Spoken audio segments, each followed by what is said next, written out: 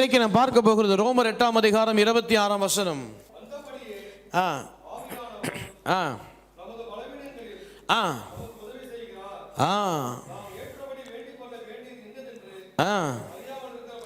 அது போதும். அந்தபடி ஆவியானவர் நம்முடைய பலவீனங்களை நமக்கு உதவி செய்கிறார். ஆவியானவர் நம்முடைய பலவீனங்கள் நமக்கு உதவி செய்கிறார். யாருக்கு பலவீனம் இருக்கீங்க? கை தூக்காதீங்க, எல்லாருக்கும் இருக்கு. நான் தூக்கிட்டேன். கர்த்தர் சொல்லுகிறார், உன் பலவீனத்திலே உனக்கு தேவன் உதவி செய்வார். ஹல்லேலூயா. ஆதியாகமம் எழுதின புஸ்தகம் 26ஆம் அதிகாரத்திற்கு நான் திருப்பிக் கொள்ளுகிறேன். 1ஆம் வசனத்திலிருந்து. ஆபிரகாமின் நாட்களில் உண்டான பஞ்சத்தை அல்லாமல் பின்பு ஒரு பஞ்சம் தேசத்திலே உண்டாயிற்று. அப்பொழுது ஈசாக்கு பெலிஸ்தருக்கு ராஜாவாக அபிமெலேக்கு இடத்திலே கேராருக்கு போனான். கர்த்தர் அவனுக்கு தரிசனமாகி எகிப்துக்கு போகாமல் நான் உனக்கு சொல்லும் தேசத்திலே ஆபிரகாம் அவனுடைய மகன் ஈசாக்கு அவர் பஞ்சகாலம் வந்து விட்டது. பஞ்சகாலம் வந்து விட்டதுனாலே தஞ்சம் அடைவதற்கு எங்கே போகிறாரு? எகிப்துக்கு போகலாம் என்று தீர்மானிக்கிறார். உதவி எகிப்திலிருந்து வரும் என்று நினைத்து எகிப்துக்கு செல்லுகிறார். அதன் இடையிலே ஹால்ட் எங்கே போடுறாருங்க? கெராரில் போடுறாரு. அபிமெலேக்கு ராஜாவா இருக்கிற கெரார் என்ற இடத்துல ஹால்ட் போடுறாரு.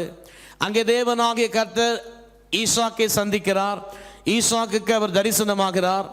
தரிசனமாகி சொல்லுகிறார், நீ எகிப்திற்கு போகாதே, நான் உனக்கு சொல்லும் தேசத்திலே குடியிரு. இந்த தேசத்திலே வாசம் பண்ணு. நான் உன்னோட இருந்து உன்னை ஆசீர்வதிப்பேன். நான் உனக்கும் உன் சந்ததிக்கும் இந்த தேசங்கள் யாவையும் தந்து உன் தகப்பனாகிய ஆபிரகாமுக்கு நான் இட்ட ஆணையை நிறைவேற்றுவேன். அப்போ பலவீனப்பட்ட ஒரு நிலைமை ஈசாக்குக்கு வந்தது. ஒரு பலவீனம் ஈசாக்குக்கு வருகிறது. என்ன பலவீனம்? பஞ்சம் என்ற ஒரு பலவீனம், வேலை இல்லா திண்டாட்டம் என்ற ஒரு பலவீனம், ஆகாரத்திற்கே பஞ்சமான ஒரு சூழ்நிலை. என்ன பண்றது? பலவீனத்தில் உங்ககிட்ட பணம் இல்லைன்னு என்ன பண்ணுவீங்க? கடன் வாங்குவீங்களா? அதான் பலவீனம்.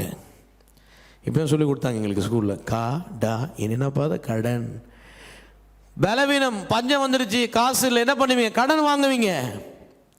வேலையில் என்ன பண்ணுவீங்க? வேற வேலையை தேடுவீங்க. முதலீட்டில் உங்களுக்கு நன்மை வரல, என்ன பண்ணுவீங்க? வேற முதலீடு போடுவீங்க. எந்த முதலீடும் வேலை செய்யல, என்ன பண்ணுவீங்க? செயின் எடுத்துன்னு போய் வச்சிடுவீங்க. இல்லை வீட்டு பத்திரத்தை வைப்பீங்க, இல்லை ஃபோனை வைப்பீங்க, ஏதாவது விலை மதிக்க முடியாத காரியத்தை வைப்பீங்க. பொதுவாக பலவீனம் பணத்தில் வந்தால் என்ன பண்ணும்? இது தாங்க பண்ணும். பழைய காலத்தில் தான் போய் ஆலையை விற்றுட்டு வந்துடுவோம். இந்த காலத்தில் அதை அக்செப்டட் இல்லை. ஏன்னா இவனை பார்த்துக்க முடியாது, நீ நகையை மட்டும் கேட்டுன்னு சொல்கிறாங்க. நகையை கேட்டு வாட்சை கேட்டு சொத்து உன்னெல்லாம் பார்த்துக்க முடியாது, உன்னை மேய்க்க முடியாது. அது பழைய காலம்தான். ஆள் நல்லா ஆரோக்கியமாக இருப்பான், உழைப்பான், போய் விற்றுட்டு வந்துடுவாங்க ஸ்லேவா. இந்த காலத்தில் அதெல்லாம் நாட் அக்செப்டட். எனக்கு தெரியல, இருக்கலாம். இந்த காலத்தில் இதுதான் நகை, மொபைலு, பேங்க்கு டாக்குமெண்ட்ஸு, சொத்து பத்திரம், இந்த மாதிரியான காரியங்கள் தான். ஆமென். அப்போ பலவீனம் வந்த மாத்திரத்தில் ஈசாக்கு அதை தான் பண்ணுறான். எகிப்துக்கு ஓடி போயிடுறான். அவனை தேவன் ஒரு இடத்துல வைக்கிறார். ஆனால் பலவீனத்து நிமித்தம் அந்த பஞ்சம் என்ற ஒரு பெரிய பலவீனம், பஞ்சத்திலே நம்ம பிழைக்க முடியாது. நம்ம இருக்கிற இடத்துல கானான் தேசத்தில் இருக்க முடியாது. நம்ம எகிப்திற்கு போய் தான் ஆக வேண்டும். அங்கே போனாதான் ஆகாரம் கிடைக்கும், அங்கே போனாதான் பிழைக்க முடியும், அங்கே போனாதான் வாழ முடியும் என்று ஒரு தீர்மானம் எடுத்து புறப்பட்டு போறான் தேவனிடத்தில் கேட்காம. ஆனால் தேவன் அவனை இடையிலே சந்திக்கிறார். கெராரிலே சந்தித்து சொல்லுகிறார், நீ அங்கே போகாதே, நீ இங்கே இரு, நான் உன்னை ஆசீர்வதிப்பேன். இந்த தேசத்திலே உன்னை பெருக பண்ணுவேன், இந்த தேசத்திலே உன்னை மேன்மையாக்குவேன், இந்த தேசத்திலே ஆபிரகாமை கிட்ட எல்லாத்தையும் உனக்கு நான் கொடுப்பேன்.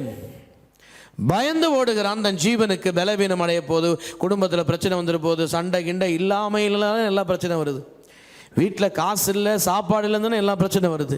வீட்டில் காசு இல்லைன்னு எல்லா பிரச்சனை. ஆனால் அதுக்கு உடனே தீர்வு காண்றான் கர்த்தர். அதுக்கிடையே நான் உனக்கு உதவி செய்கிறேன்னு சொல்கிறாரு. 12ஆம் வசனத்திலிருந்து வாசிக்கிறேன் பாருங்க. ஈசாக்கு அந்த தேசத்திலே விதை விதைத்தான். கர்த்தர் அவனுக்கு தரிசனமாகி தன் பலவீனத்திலே உதவி செய்த வார்த்தையை பெற்றவன் அந்த தேசத்திலே விதை விதைத்தான். கர்த்தர் அவனை ஆசீர்வதித்ததினால் அந்த வருஷத்தில் 100 மடங்கு பலன் அடைந்தான். வாய்ப்பே கிடையாது.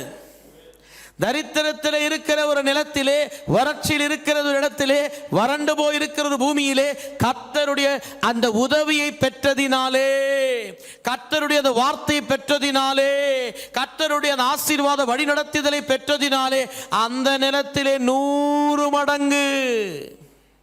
எங்க வந்துட்டு ட்ரையா இருக்கோ, எங்க வந்துட்டு ஒன்றும் தரலையோ, அது எங்க வந்துட்டு நிலம் ஹார்டா இருக்கோ, எங்க விட்டு ஓடிடலாம் நினைச்சானோ அதே இடத்திலே கர்த்தர் அவனுக்கு 100 மடங்கு ஆசீர்வாதத்தை கொடுத்தார்.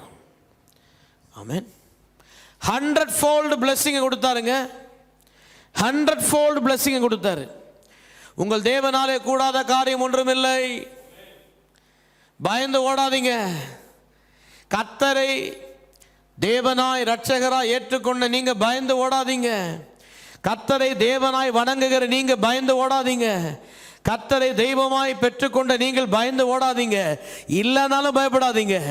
என்ன பிரச்சனைனாலும் பயப்படாதீங்க. Stand your ground and see the deliverance which the Lord will give you. Stand your ground. Amen. Stand your ground. என்ன பலவீனம் இருந்தாலும் உதவி செய்வார்.